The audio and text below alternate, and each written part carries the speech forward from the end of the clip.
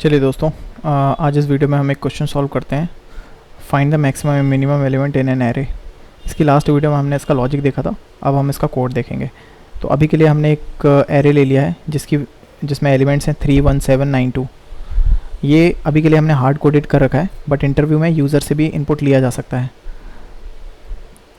तो अभी के लिए हम मान लेते हैं कि जो हमारा पहला एलिमेंट है वही हमारा मिनिमम है, वही हमारा मैक्सिमम है। तो int minimum is our first element of array.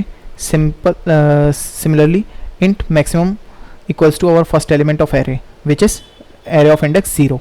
ठीक है, अब हम इसके बाद एक for loop चलाएंगे जो कि int I equals to 0 से लेके n-1 array dot length -1 तक चलेगा। यहाँ पे मैंने array of length -1 इसलिए नहीं लिखा क्योंकि मैंने यहाँ पे कंडीशन स्मॉलर देन लगाई हुई है। अगर मैं यहाँ पे इक्वल्स लगा देता तो n-1 लगाता, मतलब एरे डॉट लेंथ -1 लगाता।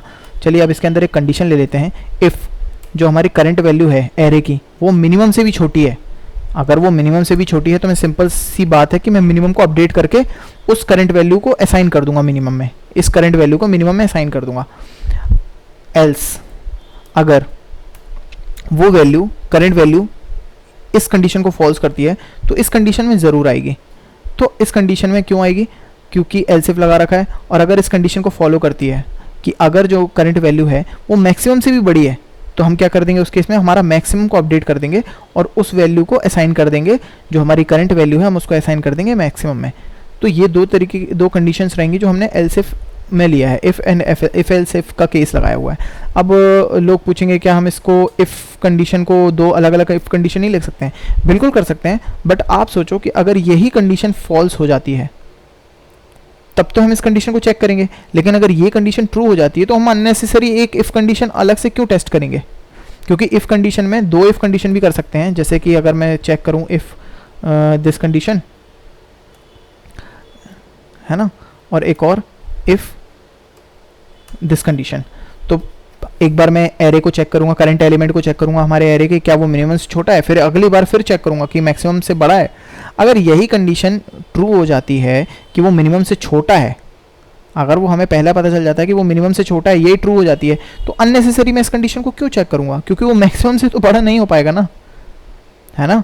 अगर जो 3 है, मान लेते हैं जो 3 है वो जैसे हमारा मान लेते हैं, एक सपोज करते हैं कि 1 है वो 3 से छोटा है, तो क्या ये पॉसिबल होगा कि हम दोबारा चेक करें 1 हो ये वो जो 3 से बड़ा है?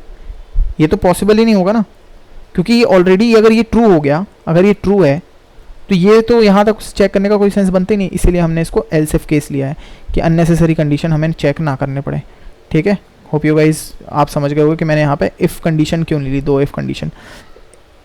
इंस्टेड ऑफ दैट मैंने एल्स इफ कंडीशन ले ली यहाँ पर कि अगर भाई ये वाली कंडीशन फॉल्स हो जाती है तो ये वाली कंडीशन में आओ और चेक करो और अपडेट करते जाओ। ठीक है, इस तरीके से हम पूरा ट्रैवर्स करेंगे और हमारा मिनिमम और मैक्सिमम अपडेट होता जाएगा और एट द एंड पे हम अपना मिनिमम और मैक्सिमम प्रिंट करवा लेंगे। ठीक है, ये मिनिमम हो गया और ये मैक्सिमम कर देते हैं इसको मैक्सिमम। तो हमारा मिनिमम वैल्यू और इसी तरीके से मैक्सिमम वैल्यू।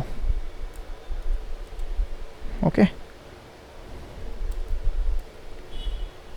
लेट्स सी, हम इसको एक बार रन करके देखते हैं कि हमारा वैल्यू जो आ रहे हैं वो सही आ रहे हैं या नहीं आ रहे। तो हो देखो गाइस, मिनिमम में 1 आ गया एंड मैक्सिमम में 9 आ गया। So that is our expected answer and here we can say like our code is working for that particular question. So guys, अगर आपको ये वीडियो पसंद आई हो प्लीज़ लाइक एंड सब्सक्राइब करना, जिससे मुझे मोटिवेशन मिलेगा, मैं फर्दर वीडियो लाता रहूँगा। Thank you.